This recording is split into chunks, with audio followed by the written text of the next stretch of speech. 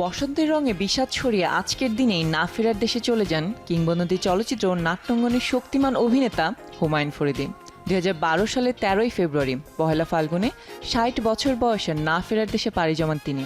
৩ দশকেরও বেশি সময় মঞ্চ, টেলিভিশন আর চলচ্চিত্রে অভিনয়ের মাধ্যমে রং ছড়িয়েছেন নন্দিত ও বরেণ্য এই অভিনেতা। ১৯৫২ সালের ২৯শে মে ঢাকায় নারিন্দায় জন্মেছিলেন হুমায়ুন ফরিদি। ১৯৭১ সালে অংশ নেন মহান মুক্তিযুদ্ধে। স্বাধীনতার পর ঢাকা বিশ্ববিদ্যালয়ের পরিবর্তে জাহাঙ্গীরনগর বিশ্ববিদ্যালয়ের অর্থনীতি বিভাগে পড়াশোনার সময় সেলিম আল দীনের কাছে নাট্যতত্ত্বের দীক্ষা নেন তিনি। ঢাকা থিয়েটার সহ বাংলাদেশ গ্রাম থিয়েটারের সদস্য হিসেবে গ্রাম থিয়েটারের চট্টগ্রাম বিভাগীয় প্রধান হিসেবে কাজ করেছিলেন তিনি। ধারাবাহিক নাটক সংসপ্তকে কানকাটা রমজান চরিত্রে অভিনয় করে নিজেকে অন্য এক উচ্চতায় নিয়ে যান। এরপর আর পেছনে ফিরে তাকাতে হয়নি তাকে।